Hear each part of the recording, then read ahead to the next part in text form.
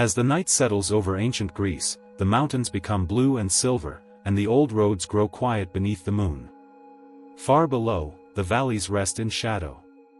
Olive trees lean softly in the dark. Small villages fade into sleep. And above them, on the slopes of Mount Parnassus, one road continues upward, winding through stone, dust, cypress, and silence. It is the road to Delphi. In the daylight, Delphi belongs to voices. Pilgrims climb the sacred path. Priests move through the sanctuary. Offerings are carried in careful hands. Questions are whispered, repeated, and carried toward the place where Apollo, god of light, music, healing, and prophecy, was believed to speak through his oracle.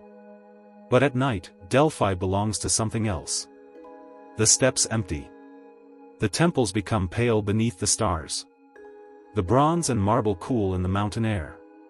And the whole sanctuary seems to listen. The ancient Greeks imagined Delphi as a center of the world, a place where the human and the divine drew close enough to touch. In the stories told around it, kings came seeking fate, warriors came fearing war, and ordinary people came carrying questions they could not ask anywhere else. Will my child live? Will the sea return my husband? Should I leave my home? Will the gods forgive me? The official oracle of Delphi belonged to the great sanctuary. But old stories, softer stories, stories told at the edges of sleep, spoke of another place nearby. Not a temple. Not a hall. Not a place with crowds and offerings. A hidden garden. A garden of Apollo. It was said to lie beyond the last torchlight of Delphi, where the sacred paths gave way to wild stone and the mountain opened into a quiet hollow. Few knew the path clearly. Some said it appeared only by moonlight. Others said you could walk past it 100 times by day and see nothing but laurel, rock, and shadow. But at night, under the right moon, the leaves would part. And the garden would be there. Imagine walking there slowly. The air is cool. The stones beneath your sandals are smooth from age. Behind you, Delphi grows faint, its columns pale as bones beneath the stars. Ahead, the mountain path narrows, and the night becomes greener, deeper, softer. The scent of laurel rises before you see the trees. Then the path turns. And the hidden garden appears. It is not large. That is the first strange thing. For a place linked to a god, it does not overwhelm the eye. It does not shine with gold. It does not rise in steps of polished marble. It rests quietly between dark cliffs, surrounded by laurel trees whose branches lean inward like listeners gathering around a secret. At the center are moonlit fountains. Their water does not leap or roar. It falls gently from stone mouths worn smooth by time, gathering in shallow pools where the moon breaks into trembling pieces. The sound is barely more than a whisper. Water over stone. Leaves in the wind. A night bird calling once, far away. And yet, the old legend says people heard words there. Not always clearly. Not the way one person speaks to another. The garden did not announce the future. It breathed it. A traveler might stand among the laurel trees and hear a name in the leaves. A mother might sit beside the fountain and dream of a road her son had not yet taken.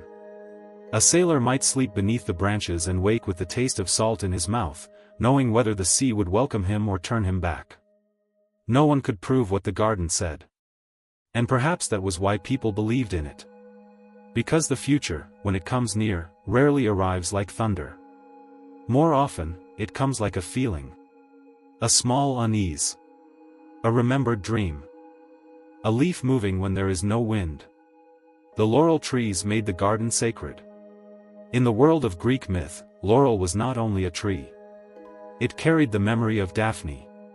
The story says that Daphne was a nymph of wild places, swift, free, and beloved by the earth. Apollo desired her, but Daphne did not wish to be claimed. As he pursued her, she called out for rescue, and her body changed. Her feet rooted into soil. Her arms lifted into branches. Her hair became leaves. She became the laurel.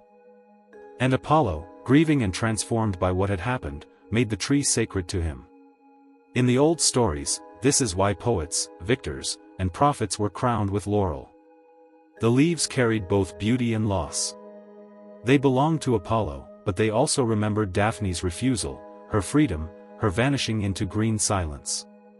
So in the hidden garden, every laurel tree seemed to hold two voices. Apollo's light. Daphne's whisper. One voice reaching toward prophecy. The other reminding all who entered that not every sacred thing should be possessed. At night, when the moon passed over the leaves, the garden seemed to shimmer between those two meanings. Light and shadow.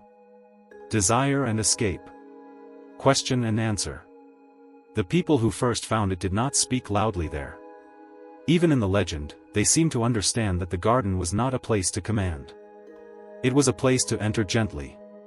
A shepherd, searching for a lost goat, may have been the first. Or a young woman from a nearby village, following the sound of water. Or an old traveler who had come too late to Delphi and missed the day's rituals, only to wander past the sanctuary and find something softer than the official oracle.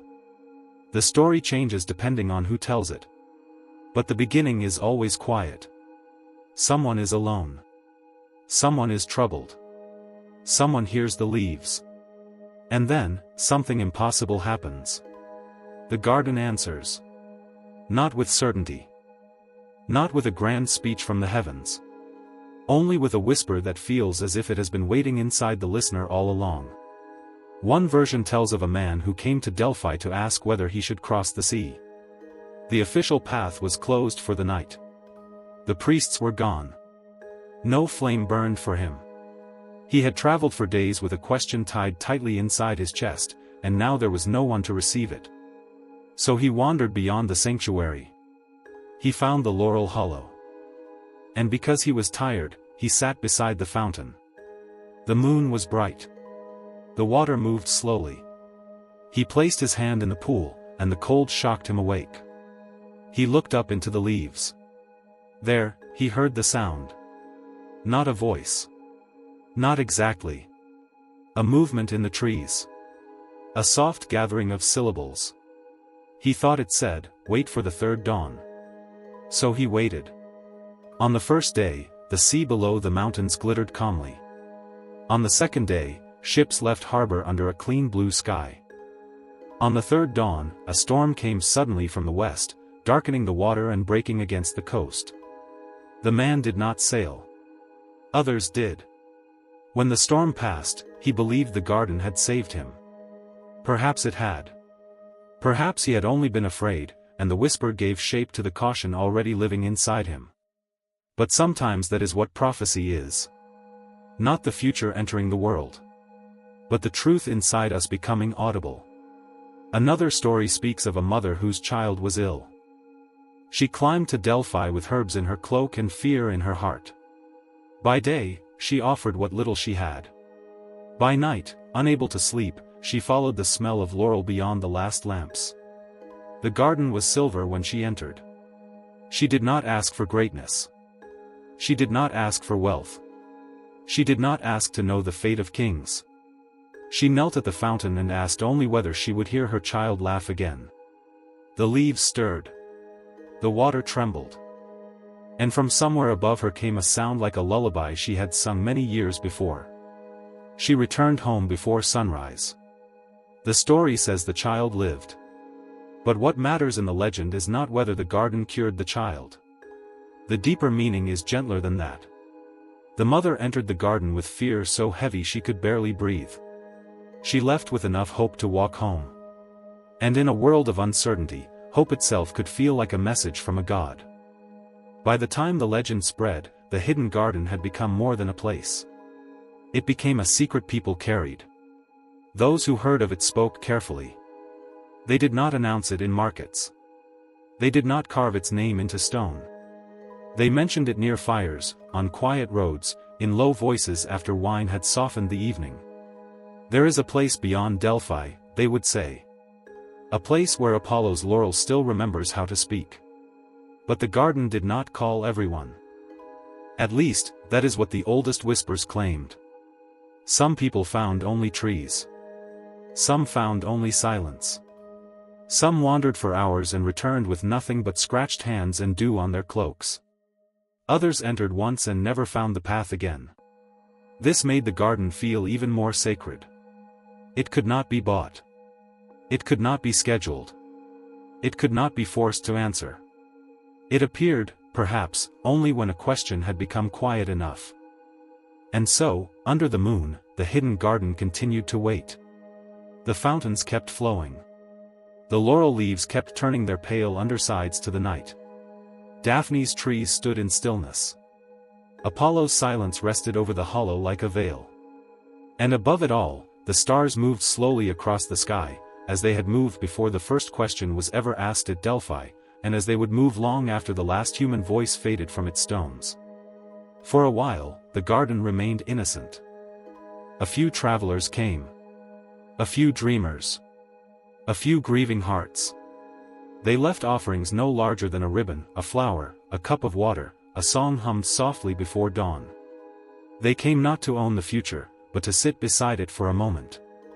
But secrets rarely remain untouched. A place that answers fear will always attract the fearful. And a place that draws the fearful will eventually attract those who know how to listen from the shadows. So the road to Delphi grew busier. The rumor moved farther. The hidden garden began to appear in more stories, then more journeys, then more desires. Beneath the laurel trees, the whispers still seemed gentle. The fountain still shone under the moon. But soon, not every voice in the garden would belong to the leaves. And so the garden began to change, though nothing in its beauty seemed to change at all. The moon still silvered the fountains. The laurel trees still bent over the paths. The water still moved softly through the stone channels, carrying little fragments of starlight from one pool to another. But now, on some nights, the path beyond Delphi was not empty. A sailor came first, or so one version of the story says. He had sailed through dark water for half his life and had learned to read clouds, wind, birds, and the color of the horizon. Yet there were some things no sailor could read. A ship could be strong and still vanish. A captain could be wise and still lose his way. The sea could look peaceful at dawn and become a mouth by sunset. So he came to the garden with salt still in his hair. He stood beneath the laurel trees and asked whether he should sail east before the next moon. The leaves stirred. A whisper answered. And he left before sunrise, carrying a small certainty in his chest. Then came a mother. Then a young lover. Then a merchant who had hidden his money beneath the floor of his house and feared betrayal. Then a ruler traveling quietly beneath a plain cloak, because even kings are smaller at night when they stand beneath trees and ask what tomorrow will do to them. One by one, they came. Not in crowds at first. The garden did not become loud. It became known. That is different. A place can remain silent and still draw footsteps from far away. The pilgrims did not come as they came to Delphi by day, with formal offerings, prepared questions, and public rituals. They came softly. They came privately. They came when shame or fear made their questions too delicate for daylight. Some came because they loved someone who did not love them back. Some came because they had dreamed of a death and could not forget it. Some came because a business journey, a marriage, a war, or a birth had placed them at the edge of a life they did not yet understand. And the garden received them all with the same calm face. Laurel. Water. Moonlight. Stone. Nothing more. Yet in that calm, every sound felt meaningful. A leaf touching another leaf might become a warning. Water slipping over a fountain lip might become a promise. A night bird moving through the branches might become a sign from Apollo. And perhaps, for a while, that was enough. The garden did not need to speak clearly. The people who came brought their own hidden meanings. Their hearts were already full of unfinished sentences.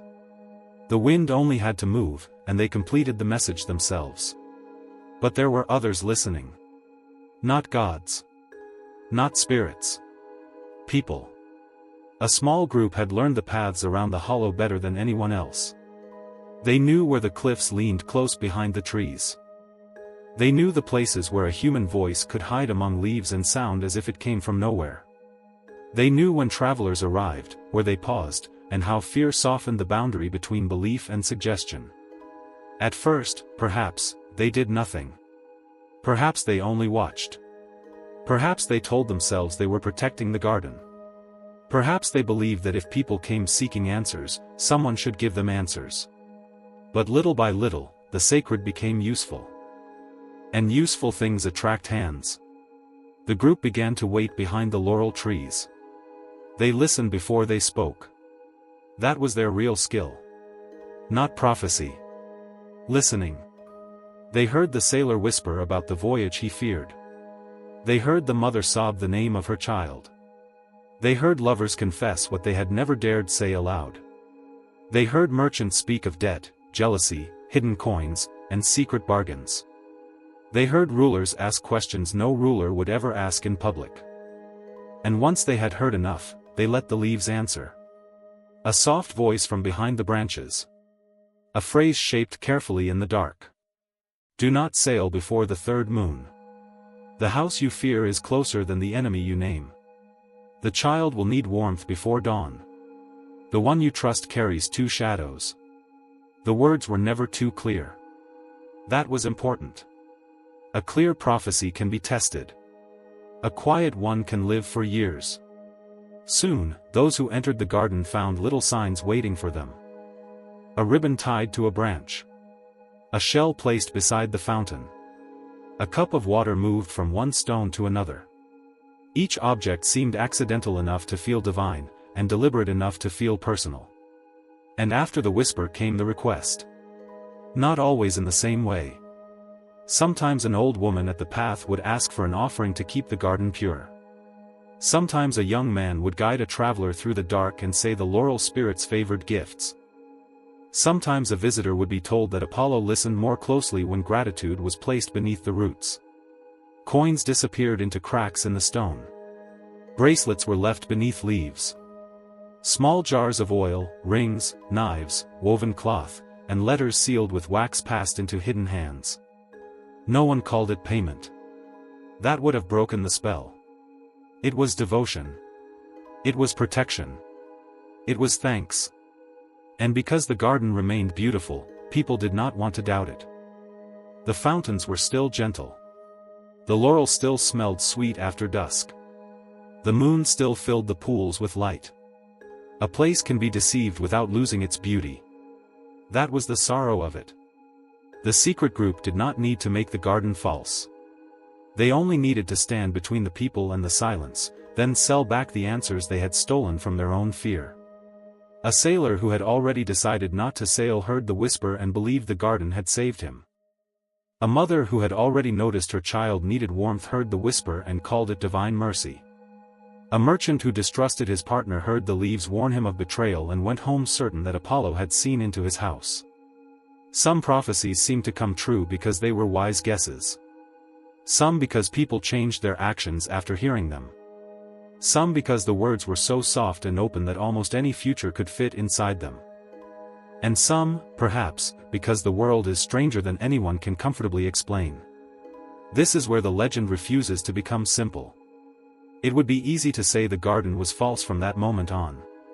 But the stories do not say that.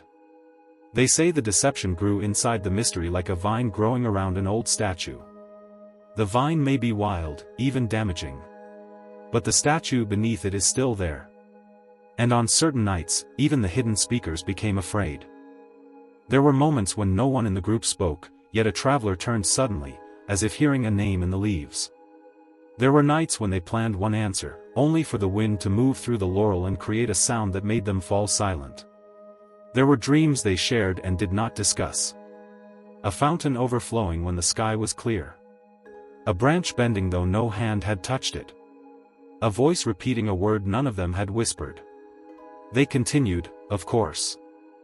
People often continue long after they begin to fear what they are doing. By then, too much had been taken. Too many gifts hidden away. Too many secrets collected.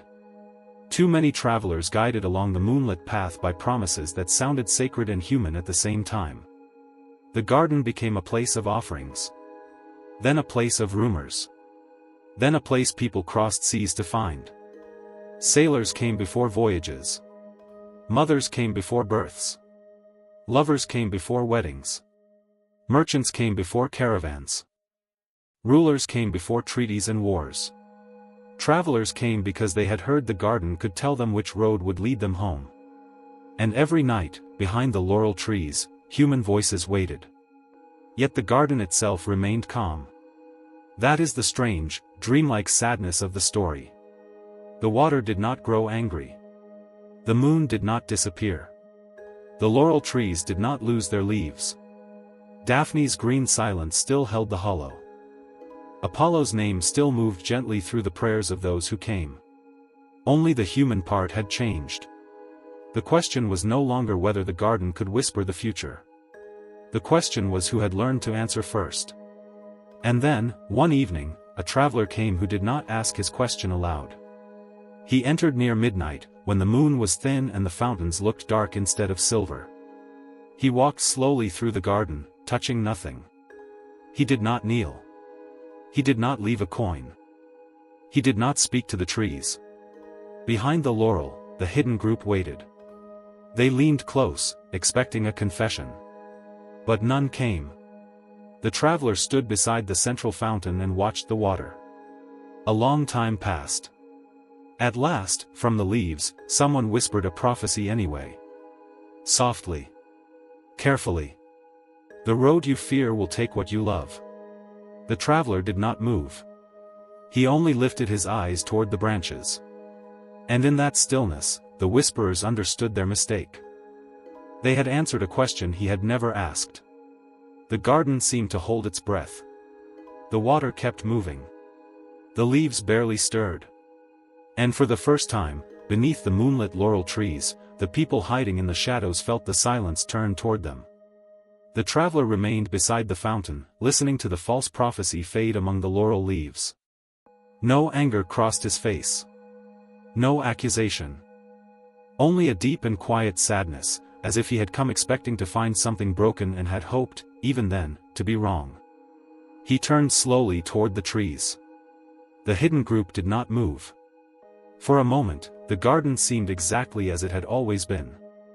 Moonlight rested on the stones. The fountains murmured softly. The laurel branches leaned over the path, their leaves silver on one side and dark on the other. Then the traveler spoke.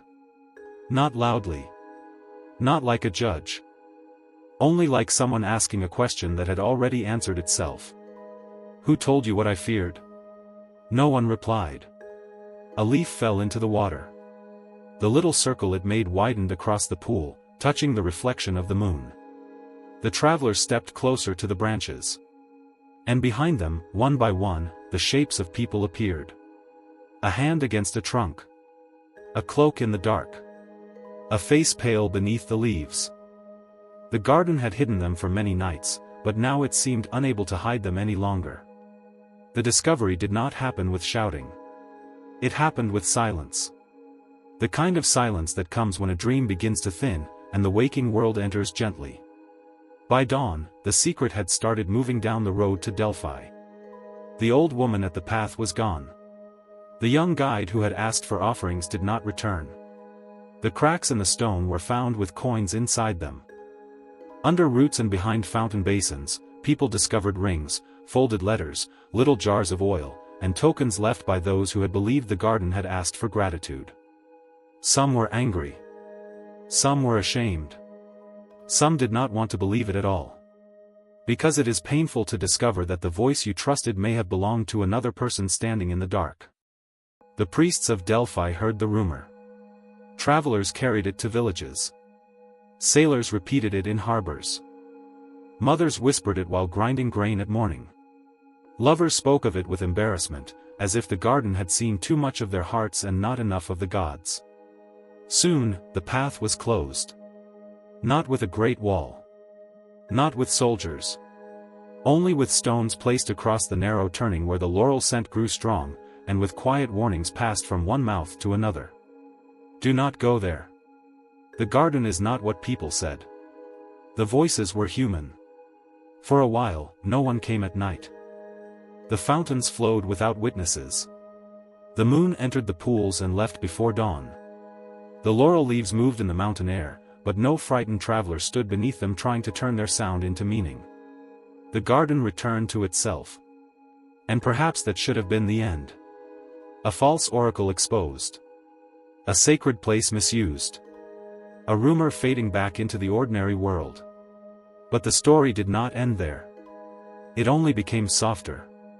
And stranger. The first person to hear the whisper after the garden closed was a shepherd sleeping on the hillside above Delphi. He had not come seeking prophecy. He had not even gone near the stones that blocked the path.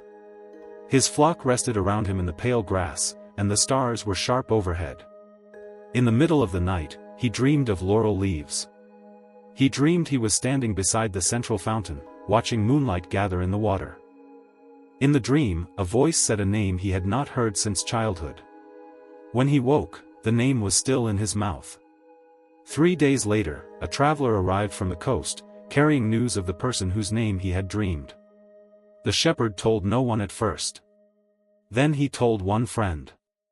And the story began again. Not as a crowd. Not as a business. Not as a secret traded for coins. Only as a question.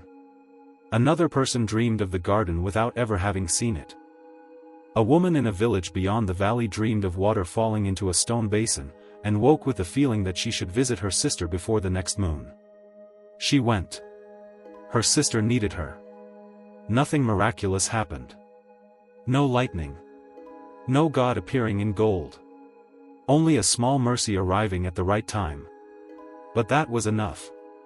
A merchant who had once paid for a false prophecy returned to Delphi years later, older and quieter. He did not cross the stones. He stood far off at sunset, where he could see only the tops of the laurel trees moving in the hollow below.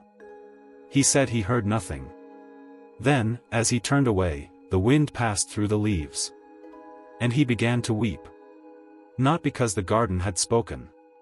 But because he realized he no longer needed it to. This is the deeper mystery of the legend. After the deception was revealed, the garden should have lost its power. Yet the dreams continued. Not for everyone. Never for everyone. Some heard only leaves. Some saw only an abandoned hollow where moonlight touched water. Some went hoping for messages and returned disappointed, because the garden, if it had ever truly spoken, could not be summoned like a servant. But others carried away something they could not explain. A sense of warning. A strange calm before a difficult choice. A name rising from memory. A dream that later seemed to fit the shape of an event. And because the false whisperers were gone, the uncertainty became even more powerful. Before, there had always been a simple answer. Someone was hiding in the trees. Someone was listening. Someone was selling the fear of the people back to them in the language of fate. But now no one was there. No one took coins. No one tied ribbons to branches. No one waited behind the laurel to imitate a god. And still, on certain nights, the leaves whispered. Of course, there are many ways to understand such a story. One way is simple. The garden was never magical. It was a beautiful place, and beauty can open the heart. People came carrying fear, longing, grief, and hope. In the quiet, they listened to themselves more deeply than they ever could in the noise of the day. The whispers were memory, intuition, and desire moving through the mind like wind through leaves. Another way is older. Softer. More dreamlike. Perhaps some places do hold something. Not proof. Not certainty. Not answers that can be bought or sold. Only a kind of stillness where the world feels close enough to speak. The Greeks knew that sacred places were not always grand. A spring could be sacred. A grove. A cave. A stone. A tree touched by myth. They understood that the divine, or the feeling of the divine, often lived where nature and story met. The hidden garden of Apollo belonged to that kind of world. Its fountains were real in the legend. Its laurel trees were real in the imagination. But its deepest power was not in predicting battles, marriages, voyages, or the deaths of kings. Its deepest power was in giving people a place to bring the questions they could not carry alone. That may be why the deception hurt so much. The secret group had not merely stolen coins. They had stolen silence. They had stepped into the sacred pause between a frightened heart and the unknown future, and filled it with their own voice. And yet, the garden survived them. The laurel leaves kept growing. The water kept falling. The moon kept returning. Daphne's silence remained older than every lie. Apollo's name remained woven into the leaves, not as a loud command, but as a faint brightness resting on the edge of sleep. Years passed. The stones across the path sank into the earth. Grass grew between them. The road became harder to find. Delphi changed, as all places change. Voices faded from the sanctuary. Empires rose and moved on. The old gods became memory, then poetry, then fragments in books and dreams. But somewhere in the story, the garden stayed under the moon. Even when no pilgrim climbed toward it. Even when no priest named it. Even when no one could say exactly where it had been. The hidden hollow remained in the imagination like a small pool of silver water. And sometimes, in later tales, people did not travel to it at all. They found it in sleep. They dreamed of walking past the last lamps of Delphi, up the mountain road where the stones were cool beneath their feet. They smelled laurel before they saw it. They heard fountains before they found them. They entered a garden where no one waited behind the trees, no one asked for payment, and no voice demanded belief. Only leaves. Only water. Only moonlight. And in that quiet, a whisper would come. Not always about the future. Sometimes about forgiveness. Sometimes about letting go. Sometimes about the road one already knew they needed to take. By then, perhaps, the garden had become what it was always meant to be. Not a machine for prophecy. Not a market for fear. Not a place where the future could be purchased from the shadows. But a sanctuary of listening. A place where Apollo's laurel and Daphne's silence met beneath the stars, reminding anyone who entered that the future is not something we can own. It is something we approach slowly. With humility. With wonder. With open hands. And so the story ends where it began. Night over ancient Greece. Mount Parnassus blue beneath the moon. Delphi sleeping among its stones. A narrow path turning away from the sanctuary and disappearing into laurel shade. Somewhere beyond the last remembered step, the fountains still murmur. The leaves still move. The garden waits without asking to be found. And perhaps, if the night is gentle enough, and the heart is quiet enough, a person might hear something there. Not a command. Not a bargain. Not a prophecy sold from behind the trees. Only a whisper, soft as water over stone, asking the one question the legend leaves behind. Was the garden ever false? Or did people simply learn to sell something sacred that was always meant to be free?